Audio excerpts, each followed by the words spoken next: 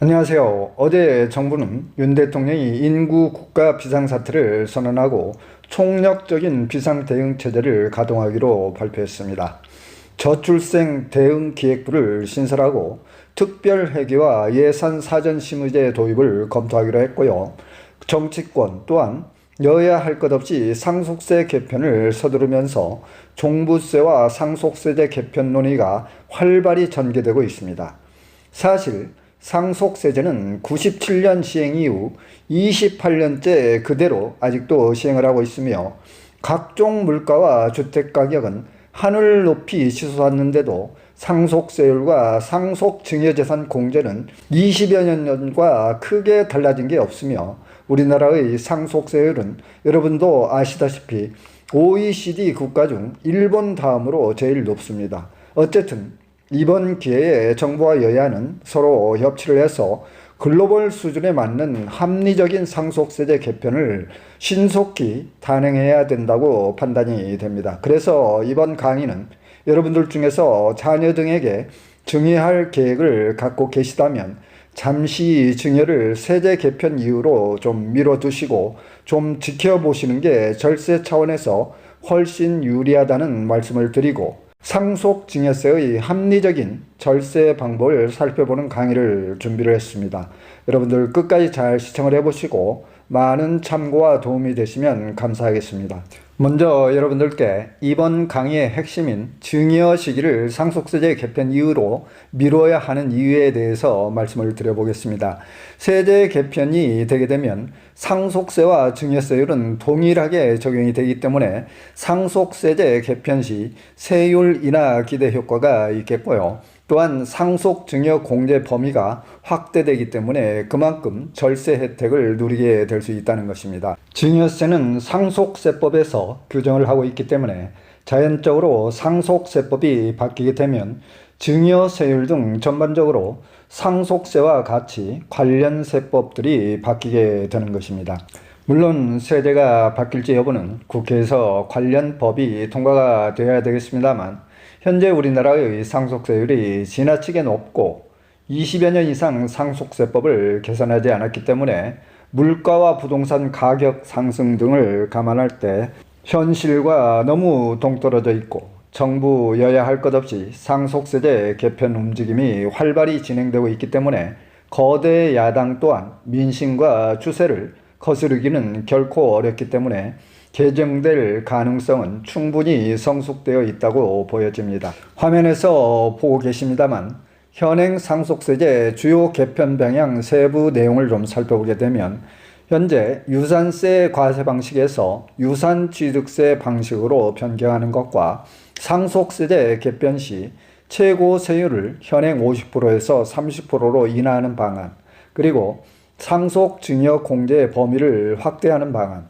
상속세 기초공제와 일괄공제 등을 현행 10억에서 20억으로 상향하는 방안, 그리고 증여재산 공제에 있어서 현행 자녀 등에게 5천만 원의 증여공제가 되고 있습니다만 1억으로 상향하는 방안들도 주요 골자로 논의가 될 듯 싶습니다. 강의가 유익했다면 구독, 좋아요 부탁드립니다. 그리고 궁금하신 사항에 대해서는 댓글이나 카톡으로 문의를 주시면 제가 시간이 가능할 때 답변을 해드리도록 하겠습니다. 다음은 주요 질문 내용 하나를 살펴보고 강의를 진행하겠습니다. 질문 내용을 보게 되면 다주택자로서 주택 하나를 결혼한 자녀에게 증여를 해주고 싶은데 증여세가 너무 많기 때문에 선뜻 증여할 엄두가 나지 않습니다. 주택 시가는 아파트로서 약 20억 정도이며 자녀는 현재 직장을 다니며 소득이 있고 전세금 등 약 7억 정도의 재산을 보유하고 있는데 효과적인 증여세 절세 방법을 알고 싶습니다. 이런 질문입니다.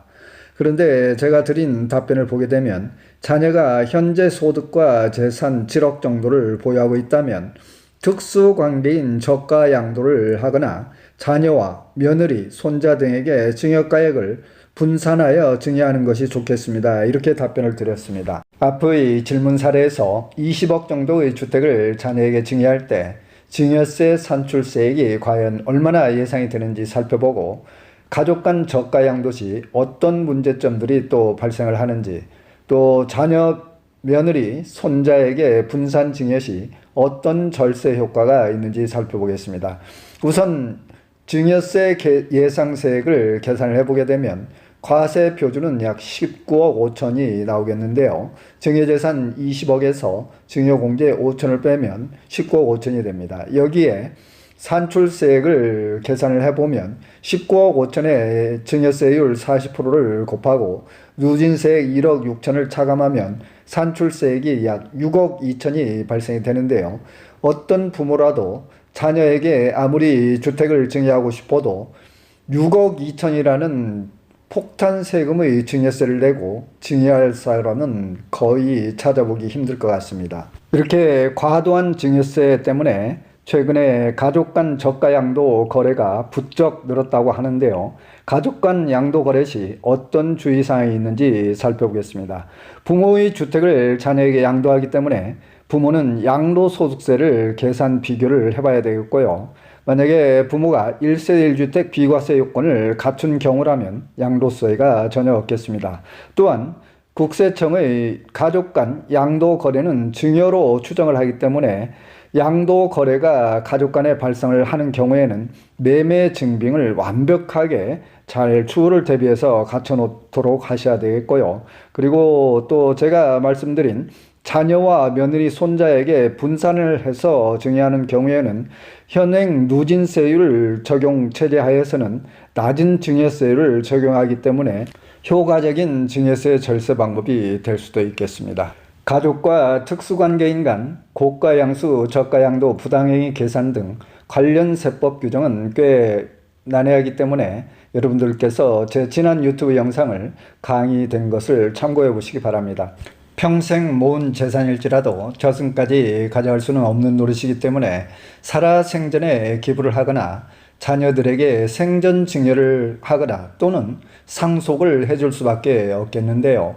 저 역시 국세청에서 현직 근무를 하면서 많은 상속 증여세 조사 업무를 진행을 하다 보면 누구나 상속이 유리한지 증여가 유리한지 고민을 하게 되는 것 같습니다.